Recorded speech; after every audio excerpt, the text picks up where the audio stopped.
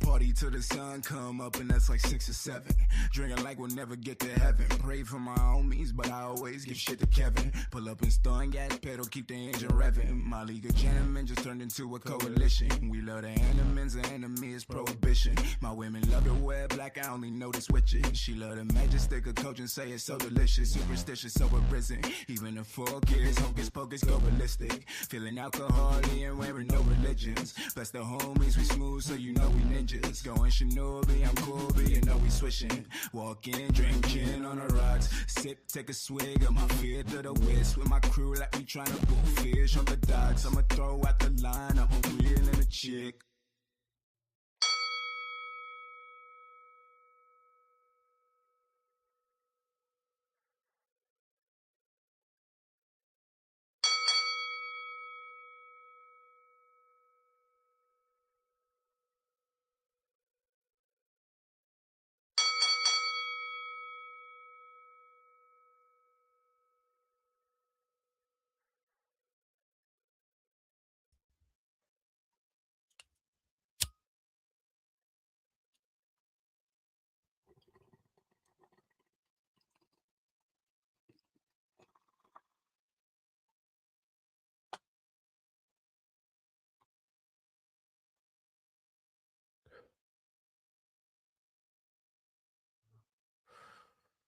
Welcome back.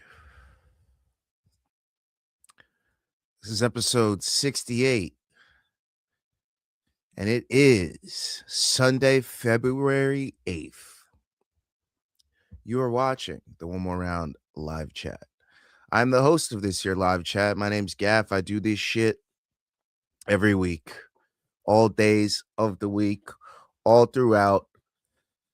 I give you guys MMA and boxing news, tips, picks, tricks, you know, all that shit.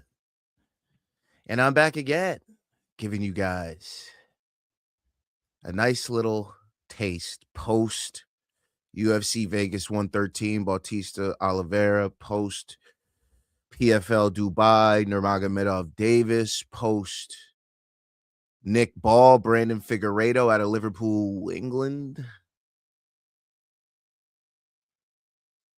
I give you guys the combat sports fight sphere, baby. Hope you appreciate what we do here. We failed the sub goal of 750. Unfortunately, there are consequences, but it is what it is. We didn't hit it. Hopefully we can get it by the end of the stream. If you like the content, if you like what we do here, please subscribe to the channel, scan that QR code, and become part of the family. Also, follow on social. That's where we put out the parlays. That's where we put out social graphics, memes, all types of random other iterations of combat sports media. So if you could be so kind, please subscribe to the channels and like and follow. Okay, don't forget to follow the other channels that we operate on. Main Card Minute, that's where I do full card watch-alongs for the UFC. That's right, full card watch-alongs. UFC mainly. We do like, main cards for some boxing fights on there. But yeah, scan the QR codes, become part of both families if you can. And just for housekeeping purposes, main card minute on your left, one more round fights on your right. All right, shout out to our sponsor, W.GG. Use promo code one more round for 10% off. That's promo code one more round for 10% off. All right. There's a lot to talk about this week, though, man. There's so much to talk about. I mean, what isn't there to talk about? Oh, I always do this. I always forget to make it size I want first, then bring it in. Octopus in this piece. He says, what it do, Bing Rip crew? Putting up the emojis. He knows. Father's plan, baby. Father's plan. Father's plan was hitting all weekend. Father's plan. All day, every day, Bing Rips tips and tricks, betting picks, getting paid, sometimes getting laid. Hey, I like that. I like that. Maybe I should make that part of my little saying there. Who knows? But yeah, we're on the road to 800, so please scan the QR code there. We're trying to get to 800. So, lots of things happen, man. Lots of things to talk about. Some things may not be so awesome to talk about, but we got to do it. Some things pretty awesome to talk about, and we definitely should bring it up. I don't know, man. Certain things I didn't expect to happen this week. Certain things should have seen happening. Let's just get into it, shall we? Let's just get right into it. Let's start with the MMA updates. There's plenty of MMA updates. Okay, first of all, an event that I won't be covering, but we should mention BKFC Knucklemania 6 happened. Okay, and the main event was a 3-time cancer survivor in Andrei Arlovsky, most recently beating it just over a year ago. And he defeats Ben Rothwell by TKO, doctor's stoppage. And this man was putting a beating on Ben Rothwell. I mean, Andrei Arlovsky looked fantastic. He is your champion. Okay, he's the champ. Round 3, beating on the champ Ben Rothwell. So shout out to Ben for taking the fight. Andrei Arlovsky putting on a fantastic performance. He wins in round 3. And then Lorenzo Hunt gets a fantastic highlight reel knockout, coming back and beating David Mundell by knockout, round 4, 29 seconds. Nice little stare over the top, aura farming there, and then has a heartfelt speech about how he's one of the guys that's been around in this thing, and he feels like he's the king of violence, and guys that he was introducing to come over to be a KFC, like Mike Perry, are now the king of violence in the face of the promotion, and he thinks that's not right. And I tend to see his point. I see his point. And yes, Lorenzo Hunt, you are rightfully so the king of violence in BKFC. It's just that you had a period of inactivity, which is why Mike Perry was able to swoop in and capitalize at that point. Because yes, you were the knockout guy. But shout out to Lorenzo Hunt. Big win in a comeback. The big cannoli, Johnny Garbarino, defeats Kane Tomlinson Jr. via TKO in round 5, 49 seconds. Shout out to him. Big social media presence from my guy. Solid fighting skills. Great boxing. Shout out to Garbarino. I think he's out of Philly, too. Shout out to them Philly boys. And then, last but not least, Charles Crazy Horse Bennett, Charles the Felony Bennett, Charles the Hurricane Kid or something, the Chaos Kid. I forget. Charles Bennett gets a knockout over Pat Sullivan and finally gets a knockout in his last 26, 27 fights. But finally gets a win in his last 20. But, besides that, Charles Bennett gets a huge win and gives all guys on a losing streak hope. It's been a good run for guys on a losing streak. I mean, Tony getting the big wins in boxing, Charles the Felony Bennett coming back. Charles Crazy Horse. I know him as Crazy Horse, bro. And shout out to Crazy Horse, man. Go ahead and watch that finish. Charles dropped him nicely. He wobbles into the ropes. He tries to get back up for the count. Referee counts him, and referee's like, "Oh, you ain't back for this shit." It's over, bro. It's over. So shout out to BKFC Knucklemania 6. Shout out to David. Great promotion over there. Love to see what you're doing, man. Awesome stuff. Also fight news, but not really fight news. I guess some jujitsu news in this piece, you know? Craig Jones will be taking on Dylan Dennis at CJI 3. We found a place for Villain Dennis to be the villain, to showcase the best of his skills.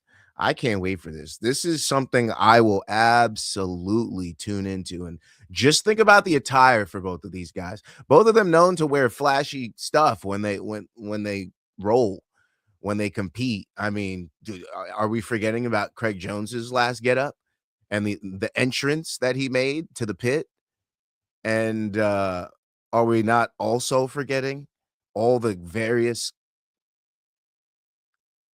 styles that Dylan Dennis has sported throughout his combat sports career? So this is gonna be fun in every aspect, whether it's the trash talk, whether it's the styles, the fashion, the storylines, the social media worthy headlines and clips. It's gonna be sick, man. I can't wait for CJI 3. And I know Alex Wendling's gonna be covering that. Hopefully she's doing her thing over there. I know she's doing her thing with Combates, and shout out to everybody doing that thing in combat sports media. I appreciate it. Every single one of y'all. Also a possible fight between Alexander Usyk and Andy Ruiz Jr. at heavyweight. A little surprising for me, but Andy's been doing well. He's been building a nice resume for himself since losing the titles. And Usyk, I mean, I don't think you can get better than pound for pound with almost all the belts. I think he's pretty much undisputed, but yeah. Yeah, Alexander Usyk. Andy Ruiz Jr. I mean, this is so marketable. It's going to be so much fun. I can't wait. And if it's not, the fight's going to be fun. I'll tell you that much. In other news, Ari Emanuel says the UFC White House will have 6 to 7 fights. I'm not surprised at that. Ain't nobody sitting around for a 13-fight card. They're still pulling up late, too. I'm going to let you know this right now. Motherfuckers never pull up early for this shit. If they say it starts today, even if it's only 6 to 7 fights and 6 to 7 title fights, they're pulling up for the last 3. I'm letting you know that now. Whether it's boxing, MMA, people just like to show up late. It doesn't matter the length of the card. It doesn't matter how many fights. It's pretty much right around near co-main, main. That's when people pulling up. Doesn't matter how much you shorten the card. But I'm happy that it will be on the shorter side because I know that the theatrics will be heavy. Promos on promos of America and Trump and the UFC. Fighters representing America and video packages about the history and the city. And it's going to be long. It's going to be long and drawn out. There's going to be plenty of promos to be made and had. 6 to 7 fights actually makes perfect sense to me. So I love to see that they said that actually. If it was 10 or more, I kind of would have been a little like, fuck. Because they're waiting until a certain time to start the card. So that means it's going to make the card even longer the more fights there are. And you know me, I'm one of those people that was a fan of the cards being earlier on Paramount Plus. So yeah, I'm happy about this 6 to 7 fight thing. I don't know how y'all feel about it, but as for me, I'm loving it. Like Mickey D's, bitch. Mommy is in this motherfucker. He says, hello, good sir. Hey, how you feeling, bro? Cosmo's in here too. He says, fell asleep before the co-main. It is what it is. You ain't missed nothing. You just got to watch. You just would have saw me be real sad losing again on some bullshit. But yeah, it is what it is. That's the life I'm living these days. Can't always get what you want or ever. Dana White testifies about his current role in matchmaking, fighter contracts during the UFC antitrust lawsuit hearing.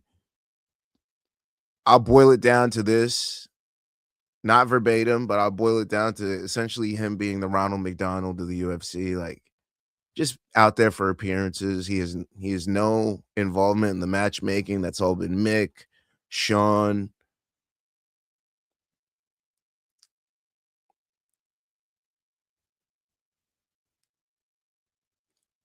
he's just been fulfilling his duties that are in his contract. That's all he's been doing. So I don't know if that was surprising. I kind of am not surprised by that, because I mean, how many times has he said, "Yeah, we'll take a look, we'll blah blah blah," and you know, it's not like we've seen a bunch of things happen where it's like Dana White's, "Oh yeah, he definitely had a hand in that being." No, we haven't seen any of that, so I'm not really surprised by that at all.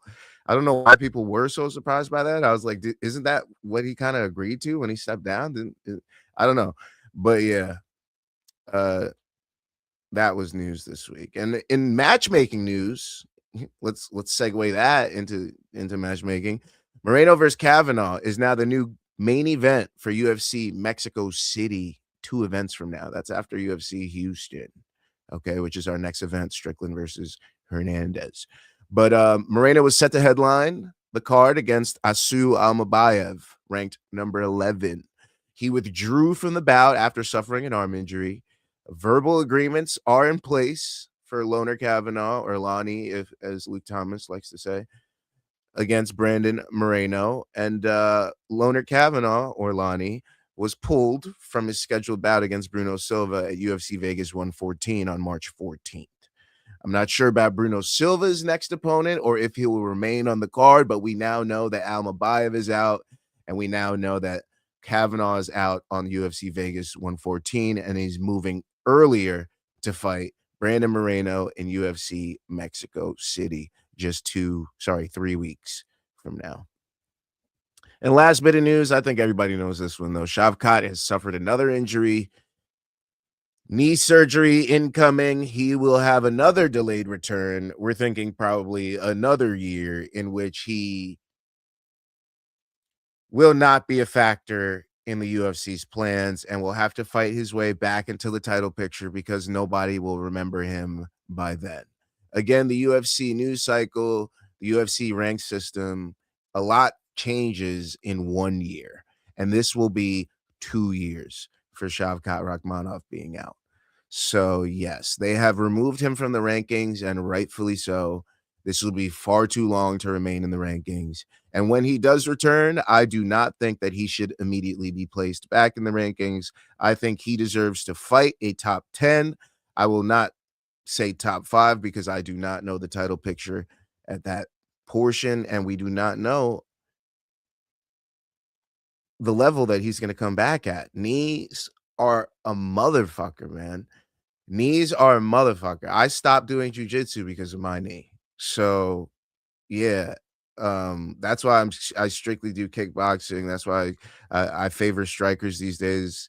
I hate jiu-jitsu. Jiu-jitsu tore my fucking knee up. So, yeah, I don't know if he comes back the same guy, because those 3 ligaments, they do a lot for you. And especially in a sport where those 3 ligaments are constantly being stressed and attacked, he's going to need as much time as he can, because the level of competition that he's going to come back to is the very best fighters in the world. And they know that that is a weakness now. They know what to attack on the man. They saw it injured by a fighter that is a top 5 welterweight right now. So I don't foresee things getting any easier for Shavkat Rakhmonov, and this is an absolutely devastating injury to his career. Absolutely devastating. I'm not going to say career ending, but it has a chance to be a career ender, because setback like that, man, it challenges a fighter's psyche. It challenges their ability to trust their body. It challenges a lot of things, and it's now a weakness for your opponent. So it's tough, man. It's tough. I feel for Shavkat.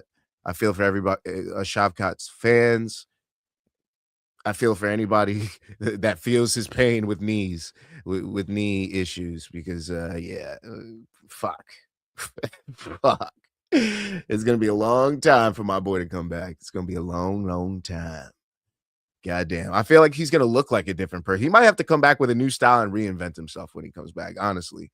because only the casuals are definitely not gonna know who he is. But then ain't no motherfucking way they're gonna know who Shavkat is by that time. The casuals have already starting to forget about him, stop mentioning him. And now another year from now, yeah, good luck. Good luck, brother. We're gonna have to get you like imagine coming back even against somebody that's in top 15 right now. Let's see who's in the top 15 right now. Imagine if Shavkat tried to come back against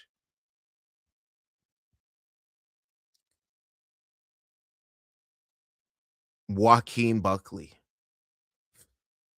I mean, just think about the trajectory that Joaquin Buckley puts himself on a lot of the times, and the fact that he's got heat with Shavkat Rakhmonov. Imagine him coming back to Joaquin Buckley. Joaquin Buckley's gonna punish him, dude.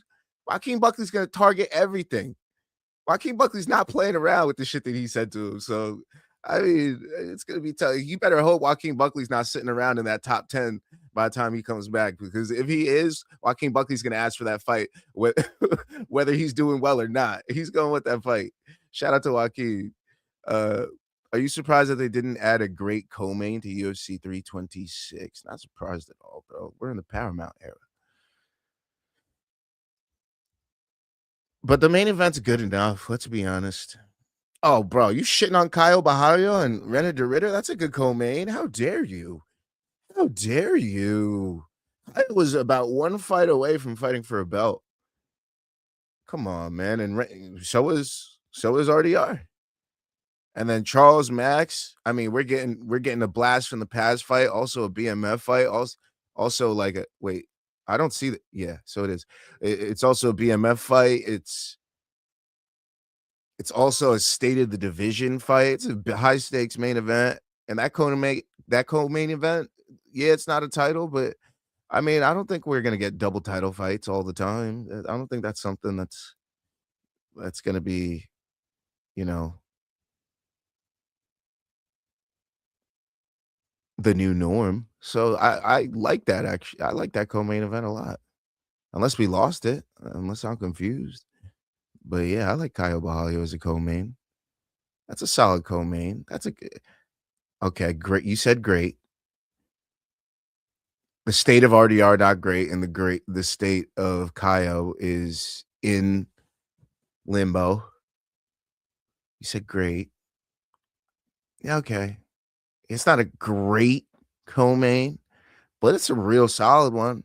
It's a good co-main. It's a good co-main. Let's settle on that. Let's settle on that.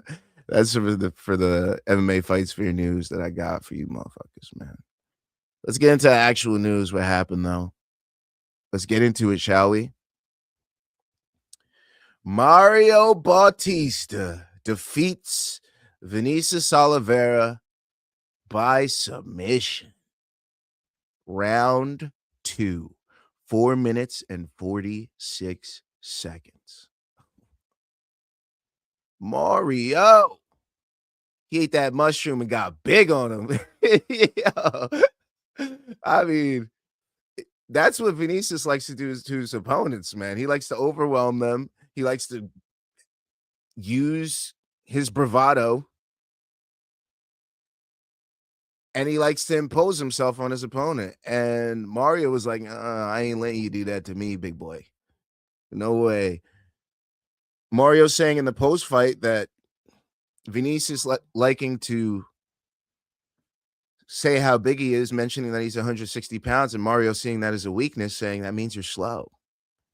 And he proved that in this fight. Mario Bautista was just a much faster fighter, had the better combinations, had the better gas tank, had better entries to his takedowns, was able to get the fight to exactly where he wanted to, landed some great ground and pound, punished his opponent, kicked those legs while he was down, punched to the body if he couldn't land to the head. He took every opening that Oliveira left and he capitalized on it. Shout out to Mario Bautista, because once that neck was left open for even like a quarter of a second, he yanked it up quick and forced a quick tap out of Vinicius Oliveira. Vinicius Oliveira ends up getting rear naked choked by him. Shout out to Mario Bautista. Shout out to his camp. Shout out to Red Hawk. Shout out to his training partners. Mario Bautista looked fantastic. I mean, a lot of people were fading him, and I don't know why. Because his last few wins were, and even his last few fights, whether they were wins or not, were very impressive. I mean, even in the loss to Umar, he looked very impressive in that round 1 and almost took round 2. Okay. In the loss to Jose Aldo, he looked great. He absolutely blanked Patchy Mix, Ricky Simone, Damon Blackshear. I mean, he's looked fantastic. So I didn't expect Oliveira to be the guy to be able to deal with his style of fight. Shout out to Mario Bautista. Big win. I want to save everything I want to talk for on Monday Matchmaker. You guys don't deserve it because we didn't get to 750, but I'm gonna give it. But here we go. He called for Corey Sandhagen. And yeah, that's a fun fight. And yeah, that's a fight we would love to see and all that. I just don't know about all that. I just feel like Corey Sandhagen is still in a different echelon at this point in time. I love that Mario Bautista called him out. I love it. You're supposed to call people out like that. But there's a lot of people in between him and Corey Sandhagen that still need to figure their shit out. I mean, think about Song Yadong. Think about Davison Figueroa. Think about Cheeto Vera. He's fighting David Martinez in a couple weeks. Peyton Talbot's right there nipping at his heels. I mean, I know he has a fight booked. I'm pretty sure he has a fight booked. But yeah, there's a lot of people that I could see in a matchup with Mario Bautista. As for Vinicius Oliveira, you're fighting the loser of Vera and Martinez, buddy. That's who you're fighting. You're fighting the loser of Vera and Martinez. That's what's going down. You're fighting Martinez next. All right, no offense to Martinez, but you're fighting Martinez next. Okay, Cheeto. Shout out to Cheeto. That's my guy. But that's what's happening. That's what you're fighting David Martinez next. That's what's next. All right. Do y'all know Sandhagen already fought Bautista? I had no recollection. Yeah, he subbed him too. He wants to get that back. Yeah. That was Bautista's first fight in the UFC, if I'm correct. Hold on, let me look. I could be tripping. Yeah, that was Bautista's first fight in the UFC. He lost by armbar to Corey Sandhagen. That was in Brooklyn, New York. So I know he wants that fight. They're still in different echelons, man. Corey has no reason to give him that fight. And with the fact that Corey subbed him in round 1, it's just like, we're giving out gifts now? We're doing spinny shit? Bautista versus Song, that's heat too. I wouldn't mind that. That would have been a better call out. But obviously, guys don't like to call out guys coming off losses. So I understand why he didn't call out Song.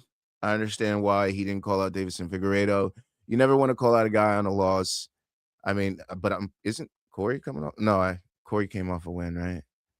Didn't he recently get a win? Nope, he's coming off a loss too. So yeah, it doesn't matter. He called somebody else. Yeah, it just would have been a better call out to call out one of those other guys. I still think Corey's just top 5 or like still deserves to fight the top 5 type, and Mario has failed the top 5 test. So you just one more fight, and then we'll talk about that top 5. But I don't think he's fought even anybody in the top 10. Sorry, he hasn't won against anybody in the top 10.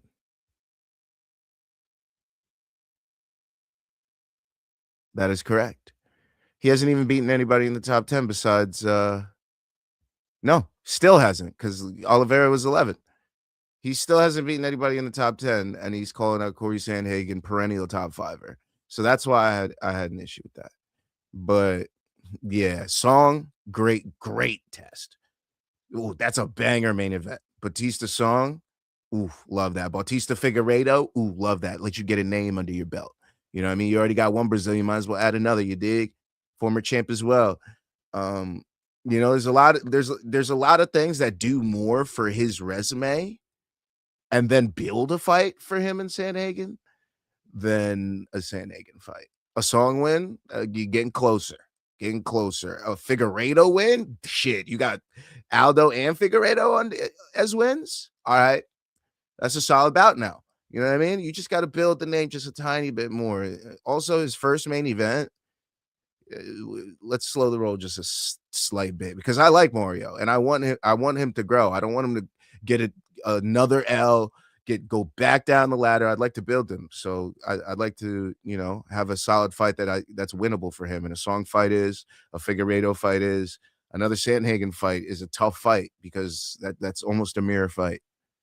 Rumor is Sandhagen versus Sahabi is next. He hinted at that matchup on Ariel's show. Yeah, see? Yeah, so he also calling out somebody that probably has a fight book. Figueroa just fought on the similar timeline, doesn't have a fight book. Song just fought, similar timeline, doesn't have a fight booked. So more reasons to have chosen one of those two guys instead of calling out Sandhagen. But maybe he didn't know about Sandhagen and his fight news. So I can understand that as well. UFC Fight Night, Bautista versus Oliveira had a lot of decisions, but it is what it is. Let's talk about it. Mario Bautista, Vinicius Oliveira ended in submission, rear naked choke, round 2, 4 minutes and 46 seconds.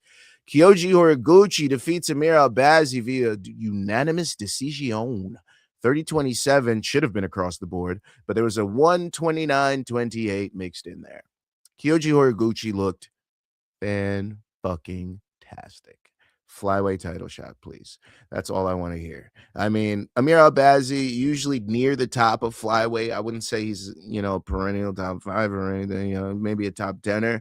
But Kyoji Horiguchi had the better striking, didn't really need to use his grappling. Neither guy really needed to get into the grappling. They kind of decided to have this bout out on the feet and up against the fence in some clinch games. So Kyoji Horiguchi proved that he could get inside on a larger, longer opponent, which is going to prove to be a huge tool that he'll need in this division because we have a lot of long flyweights, a lot of them. I mean, they just get longer and longer every year, don't they? Pause. So, yeah, shout out to Kyoji Horiguchi. Can't wait to see him in his next fight. It better be for a title. I hope the champ wants him next because if the champ doesn't, that's one of the best opponents you could have out there because he has accolades elsewhere, as does Benel Cup. But those are accolades. He should be breaking into that top 5 after this. This was 8 versus 5. A lot of those other guys in the top 5 had their title shots or are on an injury timeout or are in a title bout already. So I'd like to see Horiguchi fight for a title next. If he has to fight one more guy, then there's obviously a no-brainer in Manel Kape there. But yeah, I want to see both those guys fight for a title. I don't want to see them fight each other. I like to just get the machine going. This guy's next for the title fight. Okay, then this guy's next after that fight. I don't want to keep breaking our toys on the way up. Rizvan Kuniv defeats Jailton Almeida via unanimous decision 30-27, 30-27, 29-28. He shut down the grappling of Jailton Almeida. Jailton Almeida had, 8 takedown attempts in this fight? Got none of them? Damn. I mean, Russia probably would be the best at shutting a jiu-jitsu guy's grappling down. Makes sense.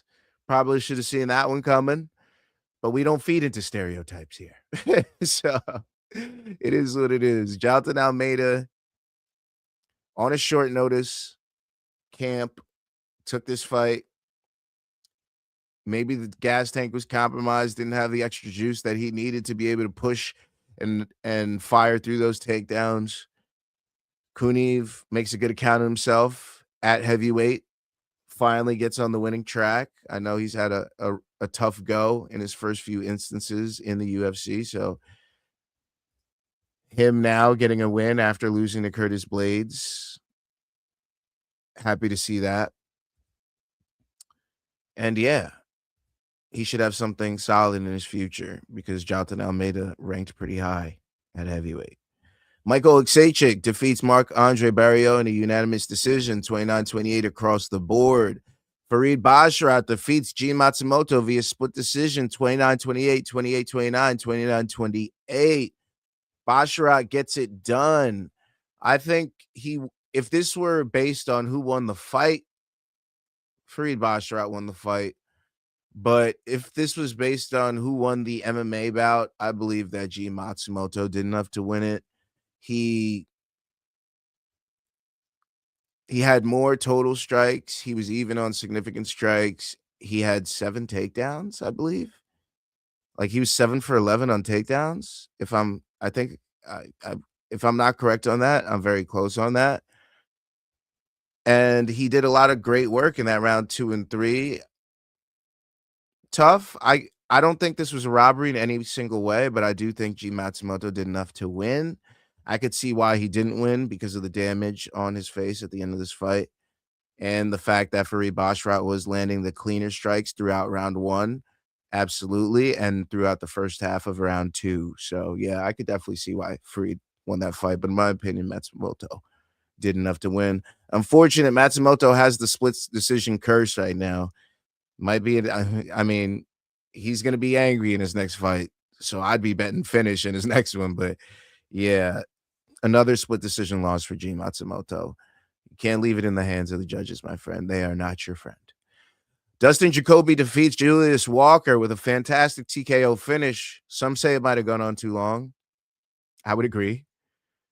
But yeah, he wins by TKO round 2, 1 minute and 42 seconds. Shout out to Dustin Jacoby, even Poetan post-fight, making a Instagram post, I believe. I forget which platform it was, but, posting that he was watching the fight and writing a heartfelt message to Dustin Jacoby saying that he's happy to see one of his former opponents come to the UFC, have great success, and evolve their game. It shows the great evolution that they've both had. All these nice words. Dustin Jacoby noticed post-fight, mentioned that himself. And it was great to see because that's what you love to see in the sport of mixed martial arts, former opponents bigging up each other. And, it's a sport in the end. We're not here to hate each other. We're here to make money and do better for our families, right? So if we can do that while pushing forward one of the greatest sports and oldest pastimes of martial arts, I mean, why not? So I love to see that interaction between those two over social media and throughout various media forms over the weekend. So love to see that Dustin Jacoby got a win here and Poetan supports it. And they're both making waves at light heavyweight. You love to see it. On the prelims, Daniil Danchenko defeats Alex Morono via unanimous decision, 30-26, 30-26, 30-27. Probably should have been stopped at some point. Alex Morono, too tough for his own good. I don't know what his contract situation is, but that was a hell of a beating for less than 100K. That's all I got to say. I mean, Alex Morono, all-time tough. All-time tough. He could have been out of there in round 1. At the end of round 1, too. Some coaches might have thrown in that towel, okay? But his coach knows how tough he is, and he came out in round 2 and laid it on Danchenko early and took some of Danchenko's gas tank even, because I don't think Danchenko had enough to finish him by the end of this. It was almost, Alex Morono showed a lot of heart in this fight. I don't know what his contract situation is. I hope he got a lot of money for that because, man, they did not get fight of the night. They did not get any performance of the night bonuses. But that was, I wouldn't say a one-sided war, but some could view it as so. Nikolai Verenikov defeats Nico Price via TKO in round 1, 1 minute and 42 seconds. Wowzers. Nikolai Verenikov takes Nico Price out early. Nico Price taking the fight on short notice, replacing, I forget who, but he took the fight on short notice. Came out there, tried to do his thing, tried to get a finish himself, ended up getting caught up against the fence, standing TKO knockout. Nico Price, a hell of a chin on that man. Hell of a fucking chin on that man. Kellen Souza defeats Bruno Brazil via unanimous decision, 29-28, 29-28, 29-28. Solid win for her, taking out a fighting nerd. Javid Basharat defeats Gianni Vasquez, short notice opponent Gianni Vasquez via unanimous decision. Basharat was supposed to be taking on Saeed Nurmagomedov. Saeed Nurmagomedov had to pull out on short notice. This ends up being a unanimous decision. Gianni Vasquez makes a fantastic account of himself because he ends up hurting Javid Basharat, even dropping him at one point. He did get hurt himself and hurt multiple times in this fight, but he showed a lot of heart in this fight. He showed that he could stand in there with some of the best in the UFC. And Gianni Vasquez should get another fight with the promotion. I would love to see him back because that was a hell of a performance. He took this fight at bantamweight, I believe, and he is an actual flyweight, so I'd love to see what he can do at flyweight. The next one we'll skip because we will talk about that in a little bit. And Jacob Wicklax defeats Muin Gaffarov via submission, guillotine choke, round 3, 4 minutes and 59 seconds. Controversy. But hey, we called it. Jacob Wicklax gets the sub with 1 second left on the clock. He was winning the second round. It came down to round 3. It looked like he didn't have enough gas in the tank. I believe Gaffarov shoots. He gets caught in a sub. Wicklax keeps onto it, turns it over, tries to get on top, yanks it up. This almost looked like Ricky Simone and Merab at the end of that fight. But instead of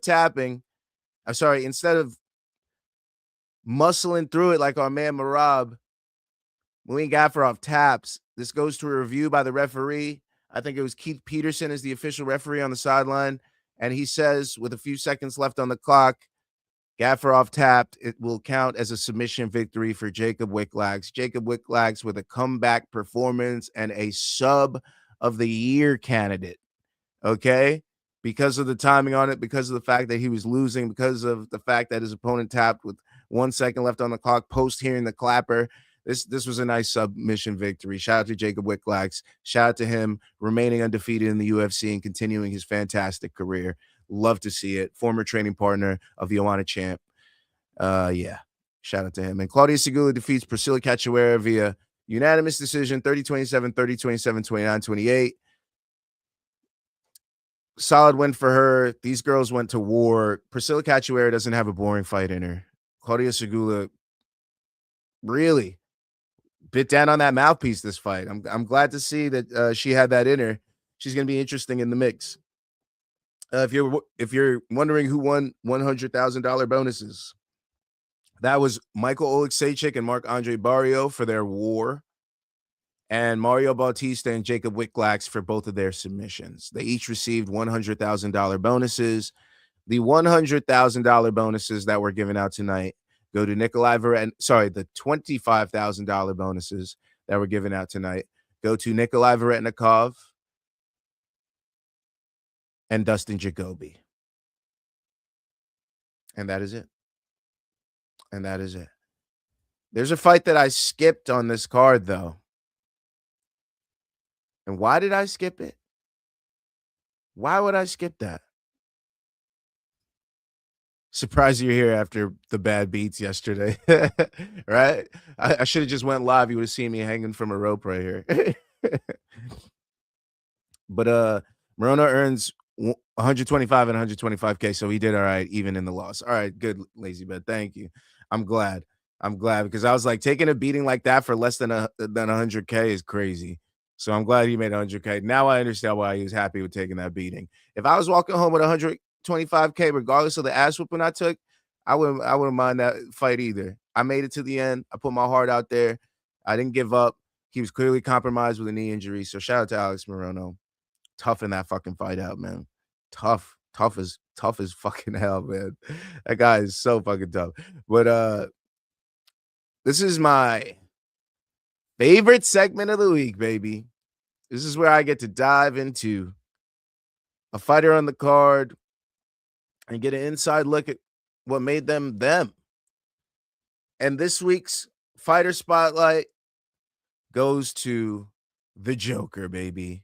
We're talking about Wang Cong.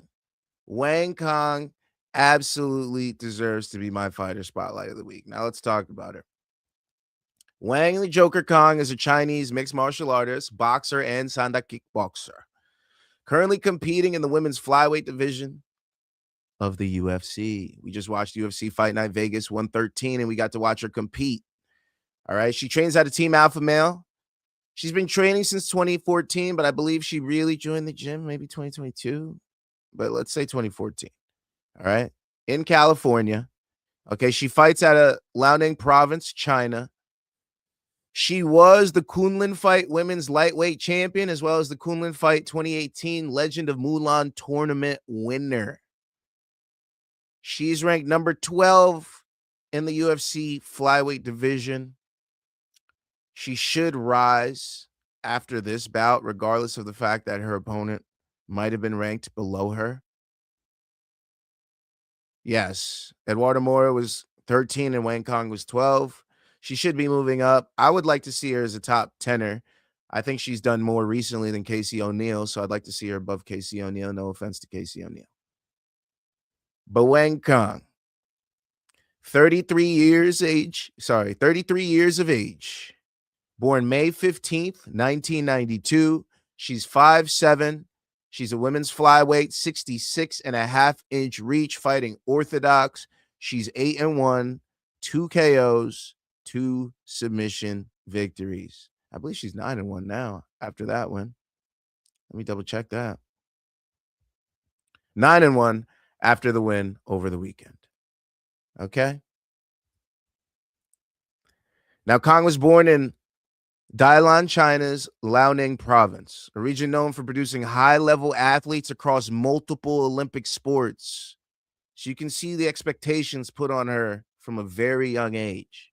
Very young age. Just the area that she was born in. Everybody around you is training from being young to become an Olympic sport athlete, to become a champion in something, to become the best at something. Reminds me of One Piece a little bit. But her early pathway appears to have run through structured Chinese wushu systems, where the progression is measured by tournaments, selection, and repeatable performances under pressure rather than showmanship. This is a big point, okay? Her background shapes how fighters handle nerves, pace, and scoring, even through rule sets. The main thing is being consistent, keeping your pace, scoring, being very mature at a young age, so to speak. It should be noted that Wang Cong's nickname, the Joker, is not incidental. She linked the name to a mindset shift back in 2025. She says she wanted to be less conservative and more open in her character. She also noted how much confidence she drew from working with Team Alpha Male, seeing the different personalities over there. I mean, just think about who's over there at Team Alpha Male. Come on, we just talked about him. He's got a big personality. He's always changing his hair, talking shit. He has a great social media presence. So, yeah. This is her time, though. I'm not going to mention his name, but this is her time. So she's been training at Team Alpha Man. Just think about all the personalities that's come through there. Think about her coaches there, the personalities they had throughout their careers. And the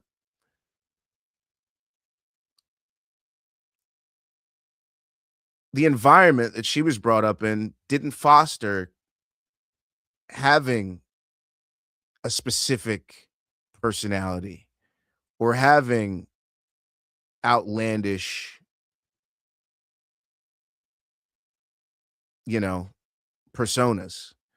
It was all about winning. It's all about being the best. It's all about making a name for yourself. So the honorable way, so to speak. So yeah, that combination, a controlled athlete plus a deliberately chaotic persona, fits this fighter perfectly. You know why? Because it's such a duality. We love that juxtaposition. She spent years in judge sports where expression is usually secondary to execution. Okay. It also explains why her public moments, face paint included, have become a part of the wider conversation around her UFC rise. This is why her personality has been such a big thing, because she wants it to be such a big thing about her rise. This is her time. This is her time to shine, using the things that she suppressed her entire life.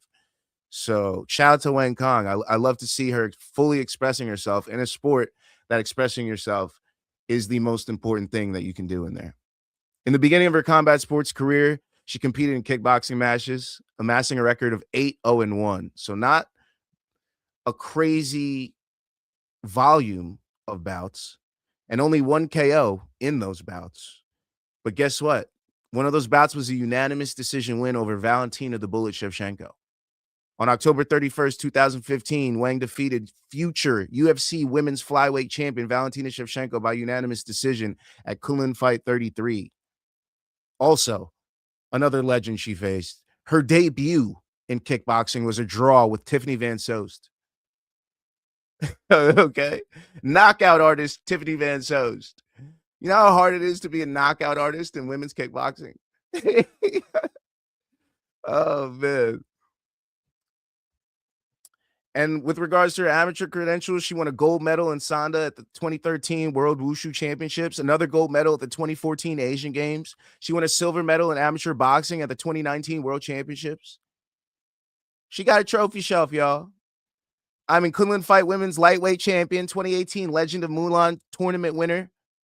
Like I said, gold at the 2013 Wushu Championships, 2014 Asian Games, silver at the 2019 World Boxing Championships. This explains her style. It explains why she's so sharp. Explains why she handles pressure so well, except for that one time. We'll talk about it. But yeah, just look at her record in MMA. I mean, she started her MMA career with a win over Ji Hunfeng, submission, rear naked choke at Huya FC 6, July 9th, 2022. This was in round 2 in China. This was a catchweight bout. And then she had another catchweight bout against Tae Murayama, wins by TKO. Head kick and punches, Dragon FC 7, July 22nd of 2023, just a year later. Round 1, also in China. Her third bout was against Amena Hadaya. It was a unanimous decision victory at UAE Warriors 45, October 17th of 2023, that same year, in Abu Dhabi. This was her flyweight debut. Okay? She has always just jumped right into every martial art that she's wanted to. And she did the very same thing here. Because we're in 2023 and she's in her third fight. Guys, we just got out of 2025.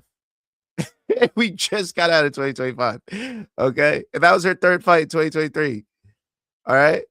After winning 3 bouts in MMA, Wang faced her biggest challenge yet, taking on UFC veteran Wu Yanan. January 20th, 2024 at Kunlun Fight 95. She wins via unanimous decision. Then she faced Paula Luna May 18th, 2024 at Road to UFC Season 3, Episode 2. Guess what happens? It's the reason we see Wang Cong now. She submits her opponent round 1, 3 minutes and 4 seconds in Shanghai, China. And she is now a UFC fighter. Shout out to Wang Cong and shout out to those performers. She only needed 5 fights to get her way into the UFC. And then the performance that won her into our hearts. Victoria Leonardo knocks her out with punches. Round 1. I believe this is if this isn't the face paint fight, then the Gabriela Fernandez is the face paint fight. But she earns herself a performance of the night bonus in August 24th of 2024. Round 1, Las Vegas. UFC on ESPN, Cannonier versus Bohalio. Okay. And then she was cemented in our hearts forever. We loved her personality. We loved that she had a damage-heavy fight style. We loved everything about it. Okay. Wang Cong was officially on the map after that. And then she had the very first slip of her career. The very first. Tough. She takes a hellacious L at UFC Fight Night, Yan versus Figueroa against Gabriela Fernandez, in which she nearly gets knocked out and then gets submitted with a rear naked choke. This was November 23rd, 2024 in Macau, China. Ouchies. But she builds herself back up and comes back just 3 months later at UFC 312, February 9th, 2025 in Sydney, Australia. Gets a 3-round decision victory over Bruna Brazil, and then comes back with another decision victory over Ariane De Silva at UFC 316, June 7, 2025 in Newark, New Jersey. This was a catchweight bout because De Silva missed weight. Okay. which brings us to Saturday. Coming in as a near minus 200 favorite against Eduarda Moura. She nearly puts her away multiple times, has her cut, has her bloodied, nearly submits her in round 3 multiple times as well. And another fantastic performance out of Wang Cong, proving she's got heavy hands, proving she's here to cause damage and try to finish fights. Wang Cong goes 5-1 in the UFC and gets another decision victory against an up-and-comer in Eduarda Moura.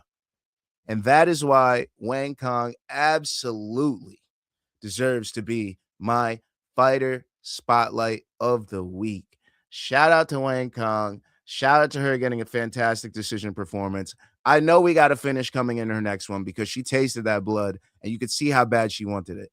So shout out to Wang Cong. You absolutely deserved it. Appreciate you. Hope you guys enjoyed this fighter spotlight. Let's talk about PFL Dubai, though. All right? Let's talk about PFL Dubai. I heard Moreno was bullied as a kid. They would call him moron, even though that's clearly not his name. Sad. Sorry. How dare you? What up, Hank Hill? How you feeling? Christian L in this motherfucker. Hank Hill in this motherfucker. We talking PFL Dubai.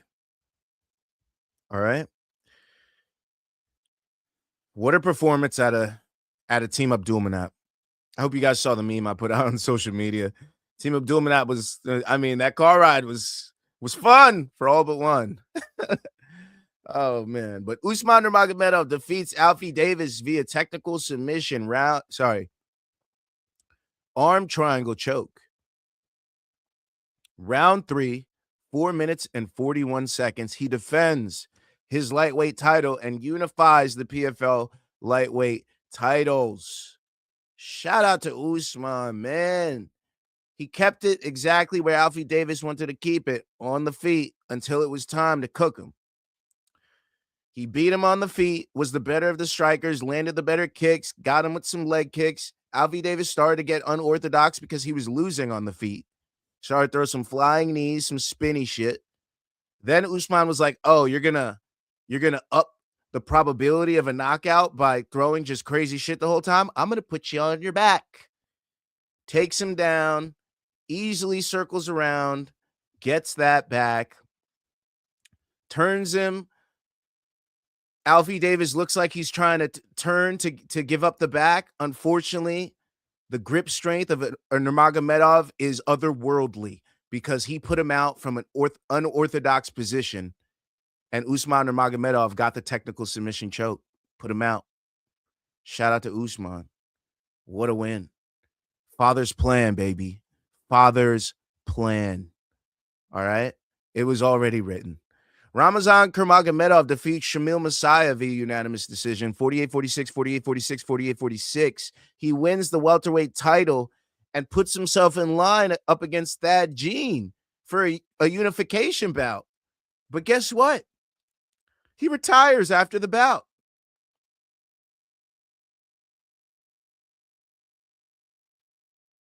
That is the worst news a promotion could hear. It is what it is, man. He puts on a performance, his performance of a lifetime, and probably the last performance of his career. He wrestles the hell out of Shamil Messiah and dominates him to a decision victory. Shamil Messiah was almost ready to get him out of there at the end of round 4 and partially through round 5, but Nurmagomedov gets back on top, controls him, and just has enough energy to get across the finish line. He wins by blanking him on the early rounds. Absolute fantastic performance for him. I don't think we're gonna see him again, though, unfortunately. So it is what it is. Maybe they'll march Shamil Messiah in against Thad Jean. I don't know what they're gonna do, but Thad Jean should be becoming the unified champion at welterweight in the PFL, and I love to see it. Shout out to my Haitian brother Thad Jean. But yeah. Abdurragimov defeats Conley St. Louis via split decision, 30-27, 28-29, 30-27. I think this fight could have gone the other way. I wouldn't say it was a robbery. Shout out to my other Haitian brother, Conley St. Louis. He had that gene in his corner for this fight. Unfortunately, the fight didn't go his way. He took this fight on short notice and still made a fantastic account of himself. I mean, I gave him rounds 2 and 3. Abdurakhimov clearly took round 1. He was the better fighter on the feet. I believe he had a couple of takedowns and control positions as well. But yeah, he looked like he was a little gassed. He had some good submission attempts. He had a knee bar attempt. He had a couple leg locks, a couple heel hooks as well. But yeah, it is what it is. Judges see who the judges see. Abdurakhimov moves to 20-1. Salamat Isbalayev defeats Jesus Pinedo via submission. Strikes round 1. 4 minutes and 57 seconds. I feel for bettors that had TKO in this one because we didn't hear the verbal submission on the broadcast. They said it was a verbal submission.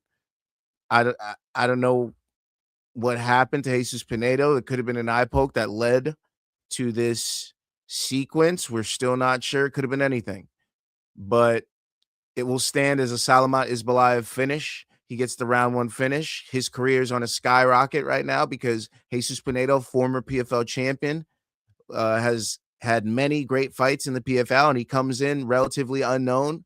I don't even think he had 10 wins to his name, but he gets a big win over Jesus Pinedo. Shout out to him. Puyo Romano defeats Carl Williams via submission, arm triangle choke, round 2, 3 minutes and 41 seconds. This could have been a crucifix TKO. Ends up being a submission. Some more funky business. It is what it is, you know. Shout out to Puyo Romani. Gets his first submission victory, moves to 6-0. All finishes, five KOs, 1 submission. Carl Williams, his second loss by finish, losing to Bilostini in August, I believe, by TKO, and now to Romani by submission. Unfortunately, he's on a little skid here. Nurmagomedov, also part of Team Abdulmanap, defeats Colton England via TKO. Punches round 1, 37 seconds. Just overwhelmed him from the jump. Came right at him. I felt like I was watching somebody get machine gunned in a corner, man. It was tough. It was just blow after blow after blow after blow after blow until it was over, until there was nothing left. Until there was nothing left. Nurmagomedov gets the TKO. Taylor Lapilus gets a big TKO win. Finally gets a finish. Defeats Kasim Kasimov via TKO. Round 3, 47 seconds. Kasimov should have been using his grappling. Decides to keep this fight on the feet with Taylor Lapilus. He did initiate the grappling in rounds 1 and 2, which proved to be good for him, sapping the gas tank of Taylor Lapilus, taking some of the steam off his punches, even getting some leg kicks in there. But abandoned that game plan at the start of round 3, decided to keep it strictly striking. Taylor Lapilus capitalized, lands a big combo, puts him down, and forces the referee to call a halt to the bout. Shout out to Lapilus, puts himself in title contention with a win like that. Hanat Kovalov defeats Edgar Scrivers via unanimous decision, 30-27 across the board. Mak Sharif Zainikov defeats Amin Ayub via unanimous decision, 30-27, 29-28, 30-27. Denise Kielholz defeats Antonia Silvanetti via unanimous decision, 29-28, 30-27, 29-28. I believe she was supposed to have a bout with Dakota Ditcheva on this card. Dakota had to pull out with an injury. This was a replacement opponent. It is what it is. Hopefully we could set that bout up in the future. 2 decorated kickboxers, solid kickboxers. Luke Traynor defeats Rob Wilkinson via submission, guillotine choke, round 1, 3 minutes and 48 seconds. Luke Traynor just longer, 6'6", hard to keep off you. Once he gets that grappling initiated, which Rob Wilkinson was the one that initiated the grappling to start this bout, which was a surprise to me because he had the way better resume for striking and could definitely put him out. I mean, Rob Wilkinson has power, and it was absolutely the better striker of the two, but maybe the length of Luke Traynor gave him some doubt to his game, so he initiated the grappling. Luke Traynor reverses it against him, puts him up against the fence, eventually searches for a choke, gets the gilly. Round 1. Khabib Nabiev defeats Ahmed Sami via TKO, ground and pound, 2 minutes and 26 seconds of round 2. And Joni Gregory gets a huge upset over Hyder Khan via submission, guillotine choke, round 1, 1 minute and 18 seconds. He was like a plus 600 dog, plus 500 dog. And he got the win over Hyder Khan. Big, huge freaking win. And that's my coverage of PFL Dubai. PFL Dubai. Boxing happened. Boxing happened over the weekend. Oh, yeah. And I'm only talking about one card, and one card had a fantastic main event and a finish. Whoa. Guess what we talking about? We're talking about Brandon Figueroa and Nick Ball, bro. Wow. What a fight. What a fight. Nick Ball was winning the first 7 rounds of this fight, man. Nick Ball was landing the cleaner combinations. That left hook was working. That jab was working. Nick Ball was cleaning out, blanking him early. Nick Ball looked fantastic. But what does Brandon Figueroa do? Brandon Figueroa comes forward. He puts that forehead on your forehead. He goes chest to chest. He goes mano a mano with you. And he says, one of our wills is stronger. We're going to find out whose it is. And I bet you it's mine. Brandon Figueroa never wavered in his strategy. Kept coming forward. Kept ripping to the body. Coming up top. Kept to his short combinations and volume strikes. And eventually, when he saw that Nick Ball's energy was lowering and that he was starting to fade in those later rounds, that's when he turned his output up. Brandon Figueroa kept coming until he drops Nick Ball. Round 12 onto his face. I thought the fight would have been ended there. Then the ref is like, all right, we're going to give him another shot. Lets him get back up. Figueroa hits him with another combo. Puts him through the ropes. Referee has to call it at that point. Fight over. Fight over. Brandon Figueroa with a 12th round cinematic KO over Nick Ball in a knockout of the year contender. Absolutely. Absolutely. We will be talking about that on TKO Tuesdays. See you right back here on this channel. All right. In the co-main at super flyweight, Jack Turner defeats Juan Carlos Martinez Urbina via 4th round TKO. Corner stoppage. Towel thrown. All right.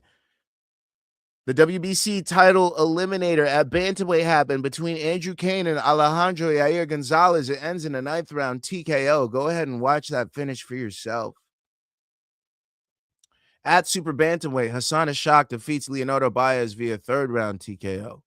And at super bantamweight, Brad Strand defeats Ruben Lizama Gonzalez via 3rd round TKO. On the prelims, at middleweight, Stephen Clark defeats Lois Hollis via 8th round TKO. At middleweight, Jack Swallow, unfortunate name, defeats Patty Lacey via points, 58-57.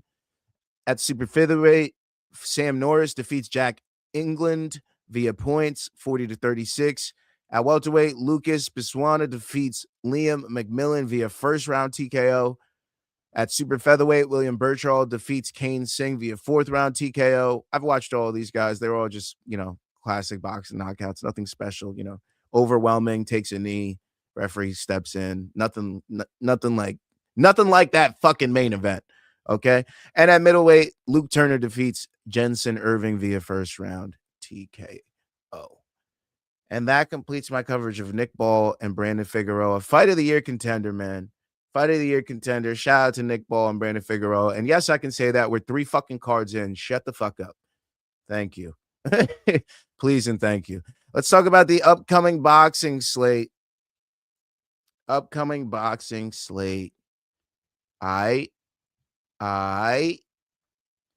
ain't no thing but a chicken wing. Hold on. I forgot to do something and I have to add it here. In 3, 2, 1. All right. Here's the upcoming boxing slate. February 15th, In Las Vegas at the Meta Apex, we have Zuffa Boxing 3. And by not getting to 750, you cost yourself the watch along. It is what it is. We have Essie Hajba taking on Charles Martin, 10 rounds at heavyweight. That's next Sunday, February 15th, Paramount Plus, Zuffa Boxing 3. Also on that same day, we have some boxing in Osaka, Japan, if you care. Ryusuke Nishida is taking on Brian Mercado Vasquez. Brian Mercado Vasquez. 12 rounds at junior featherweight. Also on the card, Ming Ho Jung is taking on Shuma Nakazato. 10 rounds at lightweight. Keisuke Iwasuki is taking on Tyron Yokote. 8 rounds at flyweight. And Juki Tatsuyoshi is taking on Shoki Amuchi. 8 rounds at junior featherweight. If you're starved for some boxing, they got you on the 15th, y'all. Post Valentine's Day boxing. All right. February 21st in Las Vegas on the Zone. Mario Barrios, Ryan Garcia for the WBC welterweight title. Also on the card, Gary Antoine Russell taking on Andy Hiroka. Richardson Hitchens, Oscar Duarte, Frank the Ghost Martin. Now you're all bright. Come on, y'all. That's a card right there. February 21st. I'm pulling up. Are you? Also on the 21st, Nottingham, England, in the Zone, Josh Warrington and Lee Wood, 12 rounds at junior lightweight. Ishmael Davis, Bilal Fawaz on the card. Also a title fight between Sandy Ryan and Carlo Ramos Zamora. Okay, that's for the Bacon WBC Women's Junior Welterweight title. Don't forget about the ladies in Nottingham, England. February 22nd, the day after, in Detroit, on the Zone, the GWOAT, Clarissa Shields, taking on Franchon Cruz de Zion. 10 rounds for Shields' undisputed heavyweight championship. Let's go, GWOAT. I see you coming at people's necks on social media, Clarissa. She's fighting for what's hers. Every little bit respect. I see you, girl. Go get it. Go get it. You deserve it. February 28th, Glendale, Arizona, on the Zone. Title fight between Emmanuel Navarrete and Eduardo Nunez. 12 rounds for Navarrete's WBO junior lightweight title and Nunez's IBF junior lightweight title. Also on the card, Abel Ramos, Emiliano Vargas. Okay. Also, February 28th on Amazon Prime Video in Verona, New York. Maybe we'll do a watch along for it. Who knows? Elijah Pierce, Lorenzo Parra. Okay. March 14th in Dublin, Ireland on the Zone, James Dickens, Anthony Kakachi. March 15th in Yokohama, Japan, CP Freshmart, Iwata for Freshmart's WBC junior flyweight title. Also on the card, Matsumoto and Alaskwaga. March 28th in Manchester, England on the Zone, Moses Satoma, Jermaine Franklin Jr. This bout was rescheduled from an earlier bout that was supposed to be in January. Liam Davies on the card, Willie Hutchinson, Ezra Taylor. April 11th on Netflix, we have a supposed bout between Tyson Fury and Arslanbek Makhmudov, 12 rounds at heavyweight. And May 2nd in Las Vegas on the Zone, we have a title fight between Gilberto Zurdo Ramirez and David Benavidez. 12 rounds for Ramirez's WBO and WBA cruiserweight titles. All right. And that's the upcoming boxing slate. You also care about the upcoming MMA slate, don't you? Don't you? No MMA next week. That's right. There is no MMA next week. I know. No PFL. No UFC. No. I take my eyes, but not MMA. It's all good, yo. It's all good. We coming back with a vengeance. February 21st in Houston, Texas. UFC Fight Night, Strickland versus Hernandez. February 28th in Mexico City, Mexico. UFC Fight Night, Moreno versus Kavanaugh. Whoo, almost got myself there. Almost got myself. Moreno versus Kavanaugh in Mexico City, Mexico. March 7th in Las Vegas, Nevada. UFC 326. Holloway versus Oliveira 2. Okay? March 7th. That's how we kicking off March. March 14th at the Meta Apex, we have UFC Fight Night. Emmett versus Vallejos. Okay? That's going to be a good one. That's a banger. There's no way that fight's not fun. We've seen what Emmett can do against a big striker like Ilia Topuria. So against Kevin Vallejos, I expect nothing less. That's going to be a banger. And the return of PFL is in March. at March 20th in Madrid, Spain. We have PFL Madrid, Van Steenis versus Edwards 2. And that is the upcoming MMA schedule. I hope you guys are satisfied with it. I kind of am. It is what it is. All right. And that's it for this show, y'all. I ain't got no picks for you. I got no picks for boxing. I got no picks for MMA. No MMA this week. Don't forget, don't be a dickhead. Come on and tune into Matchmaker Monday, Clubber, Subber, Dubber. We got TKO Tuesdays. Okay. We got Hump Day on Wednesdays right back here on this channel. All right. Members only for the locker room. Members only. So don't forget to join the channel. Become a member of the channel. Be cool, man. Be cool. Probably still trying to get to 750 subs. So please send this to a friend, send it to a colleague, whatever you got to do.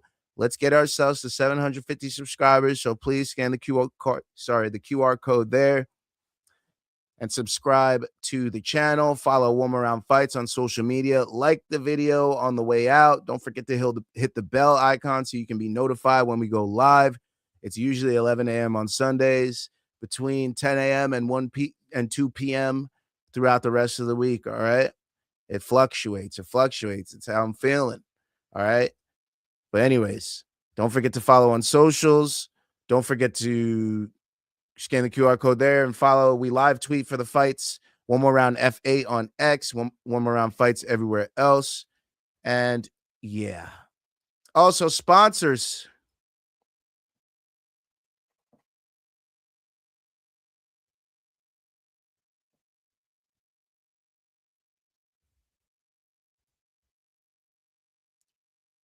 Inbox is empty. Inbox is empty. I see Tapology. I see Reddit in here. I see StreamYard is fucking saying some bullshit. I see PFL emailing me Road to Dubai photos. I don't see no sponsors in here. Still, damn shame. Damn shame. Man, it's going to be nice to give you the stiff arm when the time comes. It's going to feel real nice because you had your time. This was all free. This was all free. Oh, this was all free. You're going to have to pay me now. You're going to have to pay me now. You ain't getting no sponsorship without sending some merch, without sending something. I don't give a fuck. I don't give a fuck. I literally don't give a shit how small you are, how big you are. You got to pay up now. Shout out to everybody that tailed on the parlays that cashed this week. I mean, my faithfuls cashed on some PFL early morning. I know it was a 4-leg plus 100. Shut the fuck up. It cashed. It's a green, bitch. It's a motherfucking green, bitch. Shut your dumb ass up. All right. Anyways, I'm getting the fuck up out of here. Enjoy the rest of your week. Enjoy the Super Bowl. I'm not. I'm going to be sad that the Bills got fucking bounced again. Shout out to Josh Allen and fucking choking in the biggest game of his career. Shout out to anybody who's an MMA fan. Appreciate you. If you appreciate the channel, send it to a friend. Show some love. Use your burner account and subscribe. Like the channel. Like the video. Peace. I'm out. Deuces.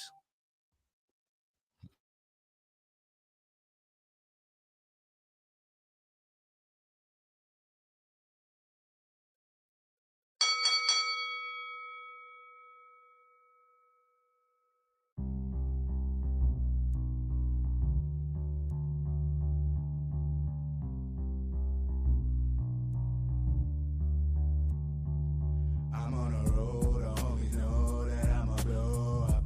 You know what? I always know if I'm a Jew and I'm supposed to put the OS logo on a poster, and now it's over. Get high for the liquor, skip the soda, Jack Bombay, Syrah, Kenny, and Corona. They was sleeping on me in a coma. I was staying, woke up with aromas on them. Is he alien? I heard he had the hose on. Fans and blogs wanna know, so if you want, we could do an interview, a promo. But I'm just high, so I'm replying, I don't know, bro. I'm on the road, I always know that I'ma blow up. You know what? I always know if I'm a Jew and I'm supposed to put the OS logo on a poster, and now it's over.